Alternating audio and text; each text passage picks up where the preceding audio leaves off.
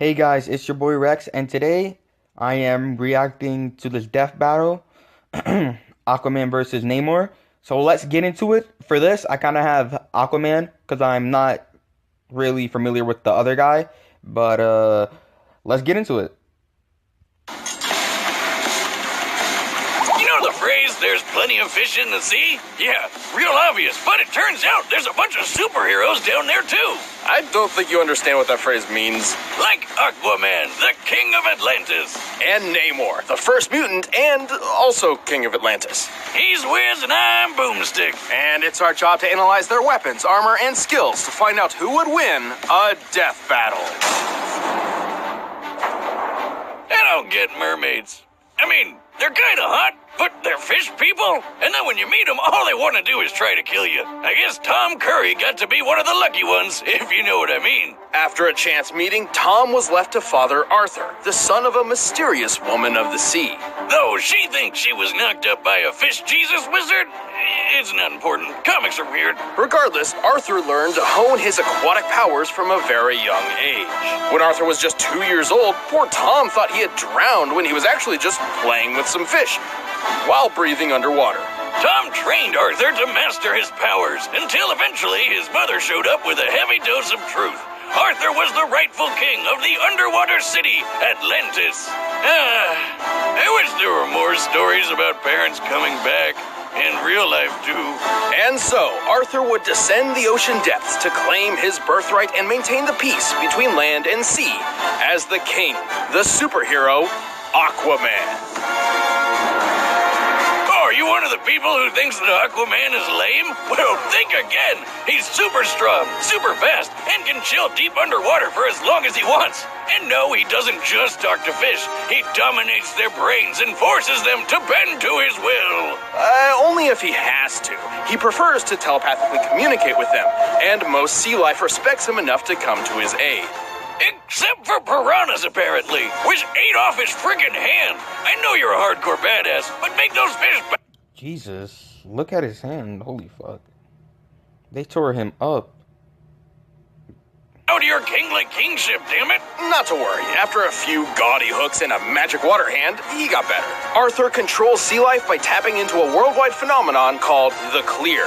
Kinda like the Force from Star Wars, but just in the ocean. Through the Clear, creatures he controls increase in strength.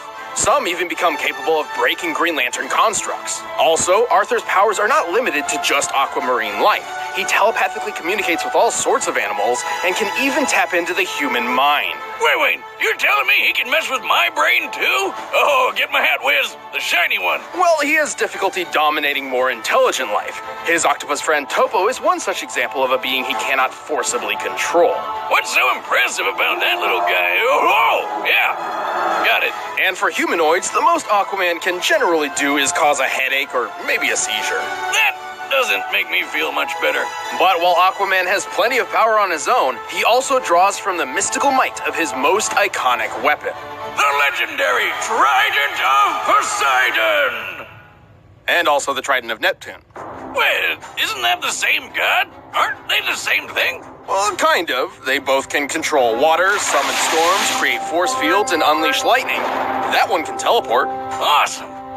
Come on, do it. Disney World. You have to be in water. You think beer will work? Maybe? Jocelyn, get the kiddie pool and the keg. I'm going to Disney World. With added flight, hydrokinesis, earth manipulation, and more, Aquaman's trident was a perfect symbol to prove himself a mighty king. Literally, he's strong enough to push around oceanic plates, throw a submarine around with water magic, and lift this giant cruise ship. This ship appears big enough to compare to the world's largest cruise liner, the Symphony of the Seas, which weighs an incredible 228,000 tons. He's fast enough to keep up with Wonder Woman and swim around the whole planet in just an afternoon. Oh, and he even fought the ancient dead king of Atlantis, Atlan. This guy was so strong, he sank Atlantis centuries ago with one blow from his scepter, and Aquaman held back a repeat of the same attack with his bare hands. While there's no official size for DC's Atlantis, it is officially considered a continent. Therefore, it has to have a greater landmass than Greenland, the largest island in the world. This means Atlantis must consist of more than 836,000 square miles. To sink or destroy it, Atlan must have been outputting potential energy averaging more than 155 trillion tons of TNT. Damn, everyone's always making fun of Aquaman, but he's pretty badass. Well, he does have one rather lame weakness. He's essentially fueled by water. If he's away from water for too long, he'll start to dry out, lose his powers, and eventually die. He lives under the sea, he wears yellow, and he's absorbent? Whiz, I figured it out! Oh! No! He's not SpongeBob. Moving on. Well, Aqua King has found some ways to work around the water problem. He can hydrate himself with blood. God damn, that's hardcore. Even with his flaws, Aquaman is always pushing forward to protect his people. He may seem strange and silly, but he truly is a worthy king of Atlantis. Tell the surface dwellers to respect the sovereignty of my seas, or we'll return and finish what we've started. We all know this story. A wayward sailor meets a mermaid princess, and they fall in love. Except this time, the fish people got to be wedding crashers and dragged the princess back to her secret home of Atlantis. Her dad was pretty pissed, but he got even more pissed when he found out that Daddy's girl had already been knocked up and popped out a brand new kind of superhero, Namor, the Submariner. Lord Namor of Atlantis is the Prince of the Deep. Unlike the strangely similar aquatic superhero DC would create 2 years later, Namor would grow up among his fellow Atlanteans from the start. As the Prince of the Ocean, he received an impressive royal education, along with a sizable distrust of humankind. Yeah, I'd have a problem with humans too if some of the first people I ever met were Nazis. As the rightful heir to the throne, it was Namor's duty to protect Atlantis. And with his mixed heritage, he had plenty of unique abilities to do so. He's got superhuman strength, speed, and durability. He can store water in his body and shoot it out of his pores like a human sprinkler, which is gross. Far more impressively, he can telepathically communicate with all types of marine life, including other Atlanteans, and can persuade them to follow his commands. Whether it be a squadron of armored sharks or a giant killer whale, the creatures of the sea follow the first mutant's lead. Did you say mutant? Yes, technically Namor is a three-way hybrid of human, Atlantean, and mutant genes. Unlike other Atlanteans, he possesses the mutant power of flight. Oh, is that why he's got those tiny little wings on his feet? I always thought those were like little rudders. Nope, he flies with them. Wow, that is dumb. Namor can also mimic the abilities of marine life, sensing lateral lines like fish or absorbing and discharging shocks like an electric eel. And for even more power, he wields his legendary trident. Alright, how many tridents does this guy have? Let me guess, 4? Just one, the Trident of Neptune. But I thought the other guy had a trident of Neptune. Oh! I think I just figured out why Aquaman had 2 different tridents. There you go. Well, this trident's got a bunch of cool magic powers. It can control water, shoot lasers, turn people invisible, and if Namor needs some backup, he can animate objects and his surroundings to create living beings to fight alongside him. And that's not even the only magic doohickey Namor has. He can use the Horn of Proteus to summon sea monsters like Giganto, which is a super whale with arms. Look out, birds with arms, I'm starting a new subreddit.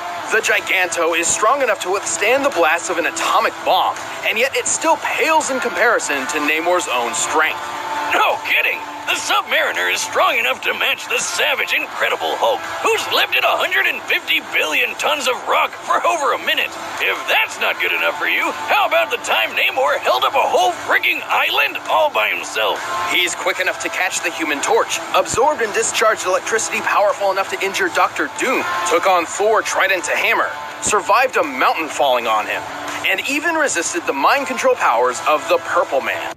Okay, so looking at it and kind of comparing it, I'm thinking Namor's gonna win now, just cause like all this, there's a lot. Well, man, I'll decide before the death battle, before the actual fight starts. So let's do it. See, Boomstick, in the grand scheme of things, little winged feet aren't so bad when you could have been called Purple Man. Alright, Namor is pretty awesome for an elf in a Speedo. Excuse me? This is not a Speedo, Jimmy, okay? These are my panties from Atlantis. Too bad he gets a bit, unstable if he's out of the water for too long. True, Namor's had a strange history of shifting personalities, sometimes even playing the part of villain. Apparently, his bouts of anger stem from a strange bipolar defect brought on by oxygen imbalance. Which, last I checked, isn't quite how bipolar disorder works. No, Wiz, I have the same kind of problem. I get super evil and grumpy when I haven't had a beer in at least 24 hours. 24? 12, 6, 2. Screw you. Boomstick, that's a chemical dependency. Ah, just like my personal hero, Bane. You're missing the point. Oh, you think the point is your ally, but you merely adopted the point. I was born in it, molded. How about that point? At the end of the day, as long as there is water in his veins, the Avenging Sun is a heroic king of his people and a terrifying opponent. Know that I am Namor, ruler of the kingdom of Atlantis. Your time in the sun is over. All right, the combatants are set, and we've run the data through all possibilities. But first, I wonder if Blue Apron has any fish on the menu this week. By now, you've probably heard of Blue Apron.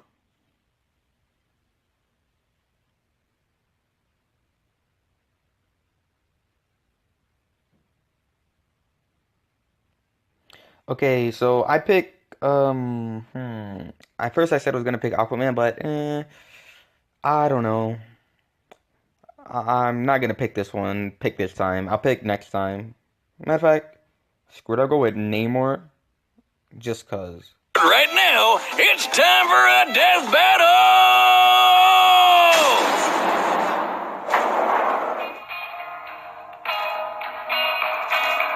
Look out below!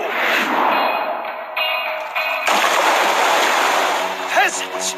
You dare splash the Prince of Blood? Plenty of space around the pool, Spock.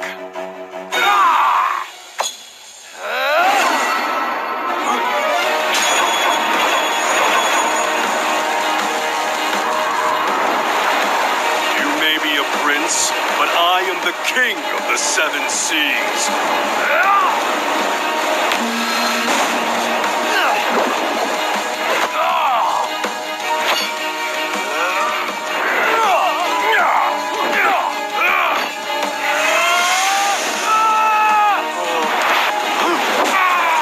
Holy shit.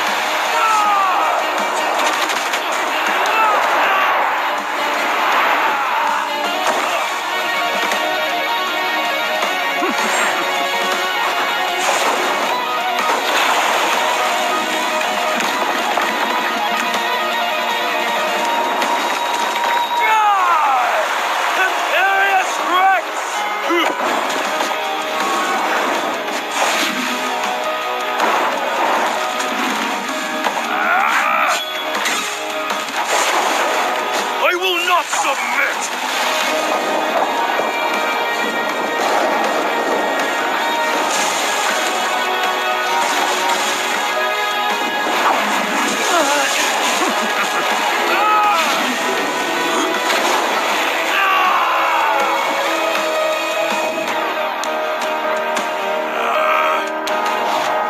Everyone has their place. That's just how things are. You should understand yours. Holy fuck. You are such a terrific dumbass.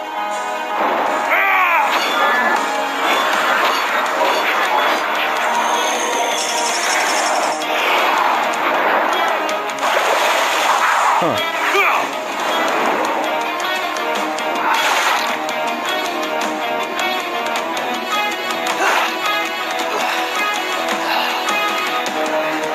Let's see whose power truly controls the sea, shall we? I dig it.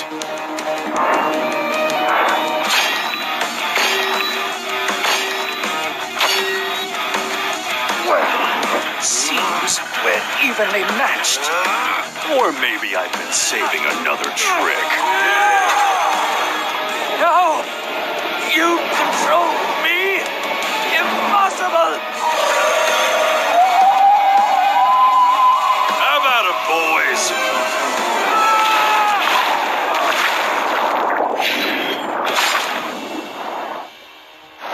Dinner's on the king tonight. KO! Oh man, am I underwater or am I just sweating so much from how intense that got? Aquaman and Namor's powers were so similar and well matched, this fight could have reasonably gone in either one's favor. In fact, neither had many powers that the other did not possess in some way. Like how Namor had his mutant wing feet, but Aquaman's magic trident could let him fly too. Still, while Namor could certainly have won this in some circumstances, Aquaman had the potential he needed to take the victory more times than not. Namor could match Savage Hulk, who held up 150 billion tons. But remember, Aquaman stopped Atlan's continent-crushing attack, which had a potential energy over 150 trillion tons of TNT. Not exactly a one-to-one comparison, but consider Namor's own similar feat, keeping the island Utopia from falling. We can estimate the island's size and weight using this panel, coming to a little over 178,000 tons. Considering the weight applied as force through the pillar Namor was pushing up, this means the potential energy exerted onto Namor would only be 1,425 tons of TNT. The energy Aquaman stopped was 109 billion times greater. Sure, Namor was fast enough to easily catch up to the Human Torch, who flies over 140 miles per hour on a normal day, and sometimes even thousands of times the speed of sound. But Aquaman has routinely kept pace with Wonder Woman, who has been frequently shown to move thousands of times the speed of light.